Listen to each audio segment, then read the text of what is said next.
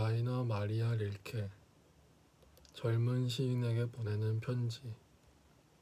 인생은 옳은 것입니다. 어떠한 경우에도. 들어가는 말. 1902년의 늦가을이었다. 나는 빈의 신시가에 있는 육군대학 교정의 밤나무 고목 아래 앉아 책을 읽고 있었다. 독서에 열중한 나머지 나는 우리 교수 가운데 군인이 아닌 단 한 사람의 선생, 학문의 조예가 깊고 친절한 교목 호라체크 선생이 와서 내 곁에 앉은 것조차 모를 정도였다. 그는 내 손에서 책을 거두어 찬찬히 표지를 들여다보고는 의아스러운 듯이 고개를 저었다. 라이너 마리아 릴케의 시집인가요? 라고 그는 무엇인가 깊이 생각에 잠긴 듯한 모습으로 물었다. 그리고 이리저리 책장을 뒤적여서 두어 편의 시를 훑어보고는 생각에 잠겨 먼 곳을 바라보다가 마침내 고개를 끄덕이며 이렇게 말했다. 그럼 그 르네 릴케라는 생도는 시인이 되었군. 이리하여 나는 15년 전쯤 장차 군인이 되고자 부모에 의해 장크트 펄텐 육군 유년 학교에 입학한 그 여의고 안색이 좋지 못한 소년의 이야기를 듣게 되었다. 당시 호라체크 선생은 그 학교 교목으로 근무했던 것이다. 그리고 그는 당시 생도를 아직 똑똑히 기억하고 있었다. 그 생도는 차분하고 진지하고 뛰어난 재능을 가진 소년으로 언제나 혼자 있기를 좋아했다고 한다.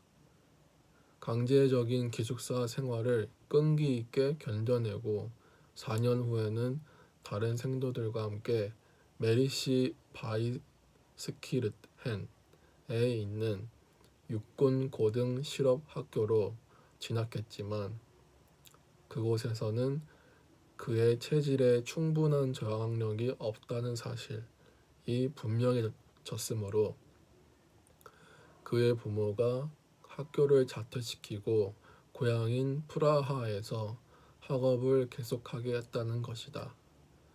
그 후 그의 외적 생활이 어떠했는지 그것은 호라체크 선생도 모른다고 했다. 이렇게만 말하면 내가 그 자리에서 곧 나의 습작시를 라이너 마리아 릴케에게 보내 그의 비평을 받으려고 결심한 것을 쉽게 이해할 수 있을 것이다. 아직 20살도 채 안 되고 적성과는 정반대라고 느껴지는 직업에 발을 들여놓은 나는 만약 누군가가 나를 이해했다면 나의 축제를 위하여의 시인이 이해해주기를 바랐다. 그리하여 나 자신도 정말 그렇게까지 하려고는 생각하지 않았는데 나의 시에 덧붙일 편지를 쓰고 말았다. 그 편지에서 나는 전에 없이 내 속마음을 털어놓았던 것이다. 그 후 누구에게도 해본 적이 없는 일이었다. 몇 주일이 지나서 마침내 답장이 왔다. 파란 봉인의 그 편지는 파리 소인이 찍혀 있고 손에 들자 묵직했다. 그리고 봉투에는 명료하고 아름답고 정확한 글자가 적혀 있었다. 본문도 첫째 줄부터 마지막 줄에 이르기까지 그와 같은 글씨로 채워져 있었다. 이리하여 나와 라이너 마리아 릴케의 규칙적인 편지 왕래가 시작되었다. 1908년까지 계속되던 편지 왕래는 그 후 차츰 소원해져서 마침내는 끊어지고 말았다. 그것은 내가 생활에 쫓겨 시인의 따뜻하고 상냥하고 감동적인 심려가 나로 하여금 들어서지 못하게 하던 영역으로 내가 들어섰기 때문이다. 그러나 그것은 중요하지 않다. 중요한 것은 여기에 모은 10통의 편지이다. 이것은 라이너 마리아 릴케가 살고 또한 창작한 세계를 인식하는 데 중요하다. 그리고 또 오늘과 내일의 많은 성장해가는 사람들에게도 중요하다. 두 번 다시 나타나지 않을 위대한 사람이 이야기할 때 젊은이들은 입을 다물지 않으면 안 되는 것이다. 베를린에서 1929년 6월 프란츠 크사버 카푸스. 파리 1903년 2월 17일. 친애하는 카푸스 씨, 보내주신 편지는 바로 2, 3일 전에 받았습니다. 저에게 보내주신 깊은 신뢰감에 감사드립니다. 제가 할 수 있는 것은 그뿐입니다. 지금 당장 당신의 시풍에 대해서 무엇라고 말할 수는 없습니다. 비평 같은 것은 일절 하고 싶지 않기 때문입니다. 하나의 예술작품을 대하는데 비평적인 언사로 대하는 만큼 부당한 일은 없습니다. 그것은 결국 많든 적든 그럴싸한 오해로 끝나기 마련입니다.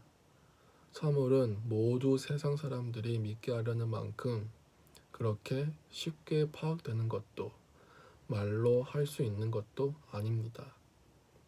대개의 일은 말로써 할 수 있는 것이 아니고 말 따위는 전혀 뛰어든 적이 없는 세계에서 일어납니다.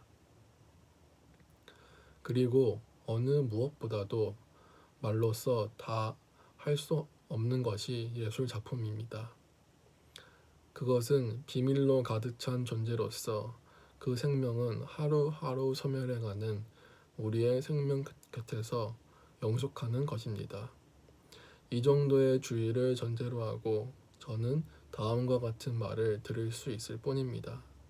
당신의 시에는 독자성이 없지만 개성적인 것이 될 수 있는 은밀한 소질이 내포되어 있습니다. 그 점을 가장 뚜렷하게 느낄 수 있는 것은 나의 영혼이라는 마지막 시입니다.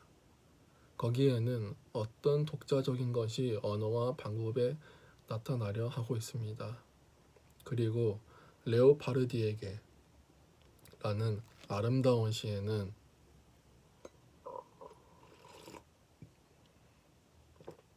이 위대하고 고독한 시인과의 어떤 친근성이 자라나고 있습니다.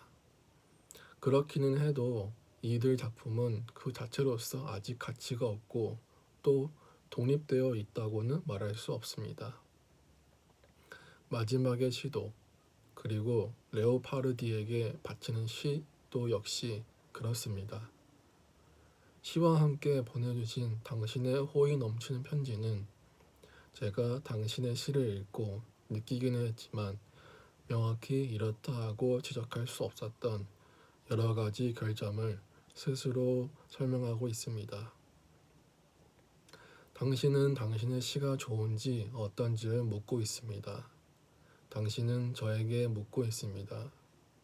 이전에는 다른 사람들에게 물었습니다. 당신은 잡지에 시를 보냅니다. 당신은 그것을 다른 시와 비교합니다. 그리고 어떤 편집자가 당신의 시를 거절하는 일이 생기면 당신은 불안을 느끼게 됩니다. 그렇다면 당신은 제가 충고를 들어도 좋다고 하셨으니까 저는 당신에게 그러한 일은 일절 그만두기를 부탁드립니다. 당신은 바깥으로 눈을 돌리고 있습니다. 그런데 그것이 지금 무엇보다도 당신이 해서는 안 될 일입니다. 아무도 당신에게 충고를 하거나 도와줄 수 없습니다. 누구도 할 수 없습니다. 단 하나의 방법이 있을 뿐입니다. 자신의 내면으로 들어가십시오. 당신에게 글을 쓰라고 명령하는 근거를 찾아내십시오. 그것이 당신의 마음의 가장 깊은 곳에 뿌리를 펴고 있는지를 살펴보십시오. 글쓰기를 거부당한다면 차라리 죽음을 택하겠는지를 스스로에게 고백해 보십시오.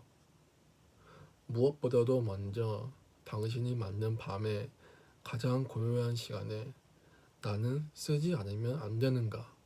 라고 자신에게 물어보십시오. 마음속을 파헤쳐 들어가서 깊은 대답을 찾으십시오. 만약 대답이 긍정적이라면, 만약 당신이 이 진지한 물음에 굳세고도 단순하게 나는 쓰지 않을 수 없다 는 말로 대답할 수가 있다면, 그때에는 당신의 생활을 이 필연성에 따라 구축하십시오. 당신의 생활은 가장 하잘것없는 가장 사소한 순간에 이르기까지 이 절박감의 표시가 되고 증명이 되지 않으면 안 됩니다. 그때에는 자연으로 다가가십시오. 그때에는 당신이 보고 체험하고 사랑하고 그리고 읽는 것을 마치 인류 최초의 사람처럼 표현하도록 노력하십시오. 연애 시를 쓰셔서는 안 됩니다. 처음에는 너무나 잘 알려진 평범한 형식은 피하십시오. 이것은 가장 어려운 일입니다. 왜냐하면 훌륭하고 부분적으로 매우 뛰어난 작품이 옛날부터 많이 있는 곳에서 독자적인 것을 만들어내려면 위대하고 성숙한 힘이 필요하기 때문입니다. 그러므로 일반적인 주제는 피하고 당신 자신의 일상생활이 제공하는 주제로 달아나십시오. 당신 자신의 슬픔이나 소망, 스쳐가는 생각, 무엇인가의 아름다움에 대한 신앙을 그려보십시오. 이 모두를 열렬하고 조용하며 교묘한 솔직함으로 그리도록 하십시오. 그리고 자기 자신을 표현하기 위해 당신 주위의 사물이나 당신의 꿈의 이미지, 당신의 추억 속 대상을 이용하십시오. 만약 당신의 일상이 가난하게 여겨진다면 그 일상을 비난하지 말고 당신 자신을 비난하십시오. 아직은 참다운 시인이 아니기 때문에 일상의 풍요를 불러일으킬 수가 없다고 스스로에게 말하십시오.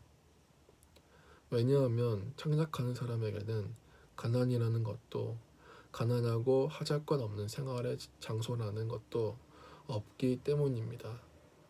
그리고 가령 당신이 감옥에 갇혀 그 벽이 세상의 소리를 조금도 당신의 감각에 전해주지 않는다 해도 당신에게는 아직 당신의 어린 시절이라는 저 귀중하고 훌륭한 재산이, 저 추억의 보고가 있지 않습니까? 그곳으로 관심을 돌리십시오. 먼 과거에 가라앉아 버린 감동을 되살리도록 노력하십시오. 당신의 개성은 확고해지고 당신의 고독은 폭을 더해 차츰 밝아가는 하나의 주거가 되어 다른 사람들의 소음은 멀리 관계도 없이 그저 스쳐가게 될 것입니다. 그리하여 이러한 내면으로의 전향에서 자기 세계로의 치마에서 시가 태어날 때 당신은 그 시가 좋은 시인지 누구에게 물으려 하지 않을 것입니다.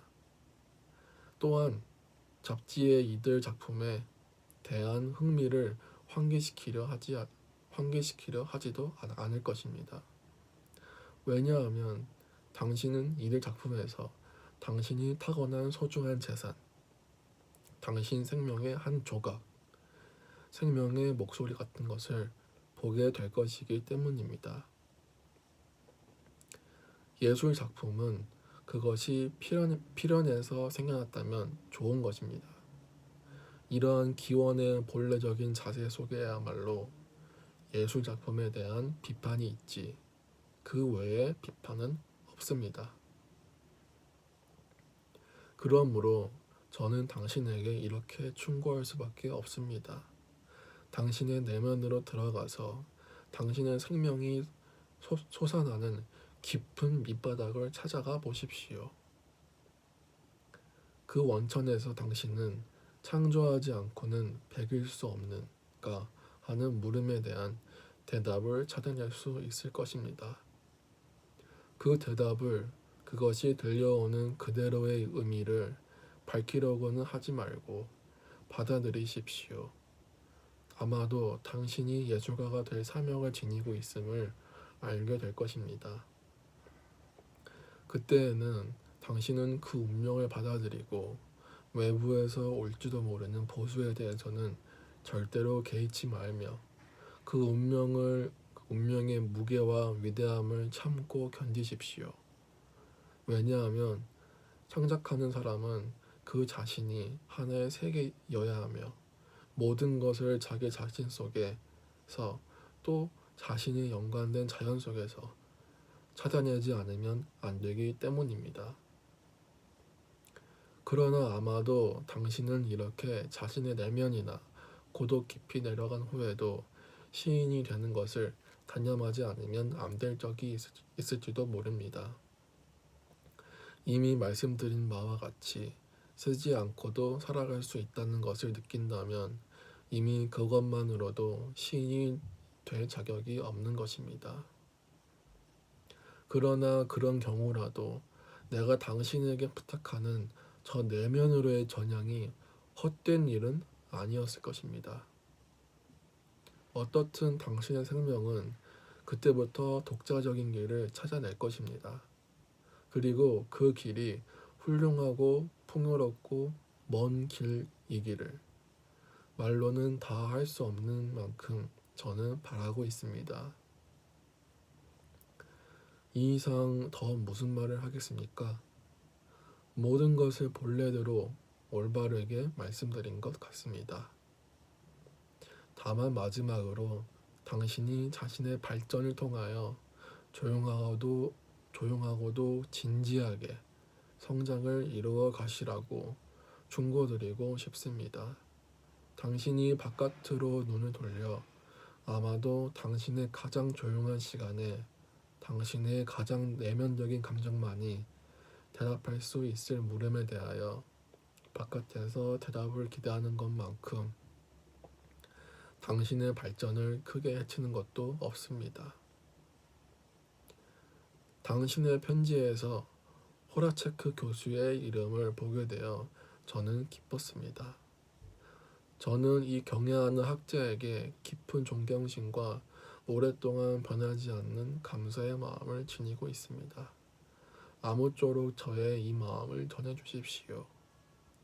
선생님이 아직까지 저를 기억하고 계시다는 것은 무척 고마운 일입니다. 소중히 여기겠습니다.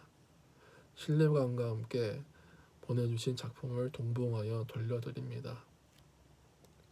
그리고 진심으로 보여주신 커다란 신뢰감에 다시 한번 감사를 드립니다. 저로서는 알고 있는 것을 모두 솔직히 대답함으로써 사실은 아직 면식이 없는 사람이면서도 얼마간이나마 신뢰감에 어울리는 자가 되려고 애썼던 바입니다. 당신을 진심으로 위하는 마음으로 라이너 마리아 릴케. 이탈리아 피사 근교 비아레조 1903년 4월 5일. 친애하는 카푸스 씨, 당신의 2월 24일자 편지에 겨우 오늘에야 인사를 드리게 된 것을 용서하십시오. 즐거운 몸이 편치 않았습니다.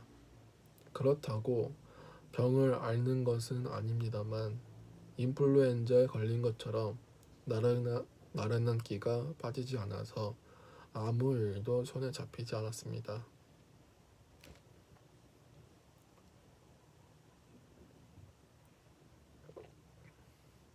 그리고 조금도 나아질 것 같지 않아서 마침내 이 남극의 해안으로 온 것입니다. 전에도 한번 이곳에 와서 좋아진 적이 있습니다. 그러나 아직도 몸이 회복되지는 않았습니다. 글을 쓰기가 고통스럽습니다. 그래서 이 짧은 편지를 실은 더 긴 것으로 여기고 읽어주셔야겠습니다. 물론 당신의 편지는 언제나 기꺼이 받아봅니다. 이 점은 알아두셔야 합니다. 다만 답장에 있어서는 당신이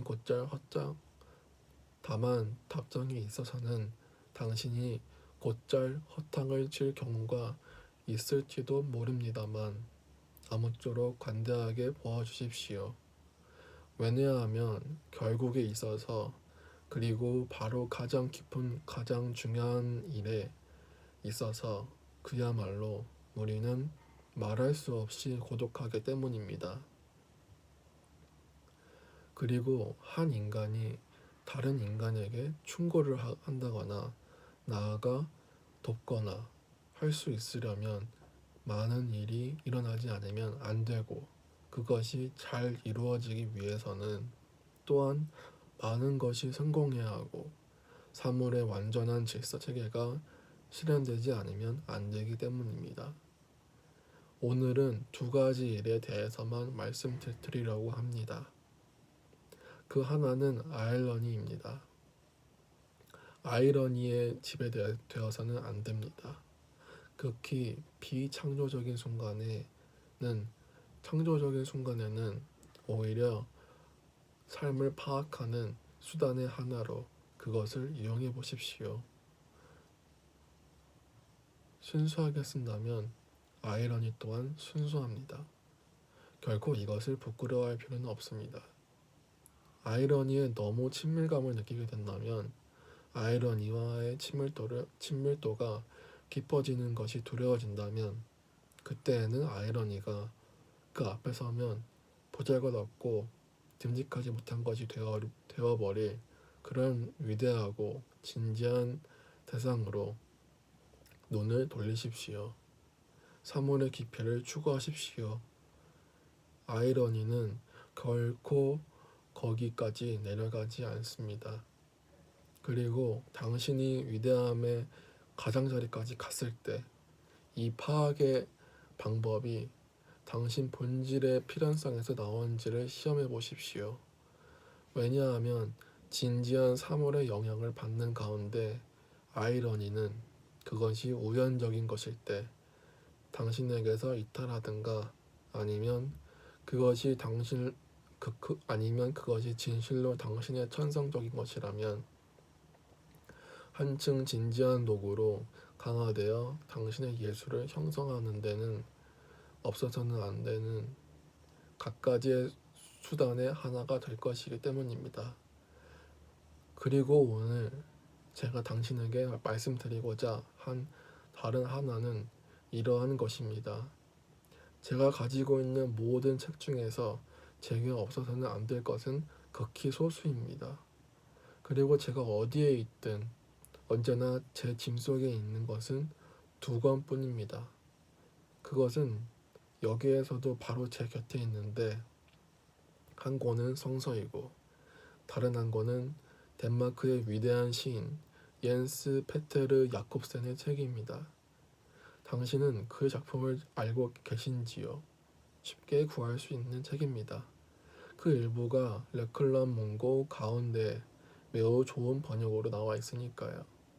J.P. 야콥센의 6단편이라는 얇은 책자와 그의 장편소설 닐스 류네를 구해서 첫 번째 책 처음에 나오는 모겐스라는 단편부터 읽기 시작하십시오.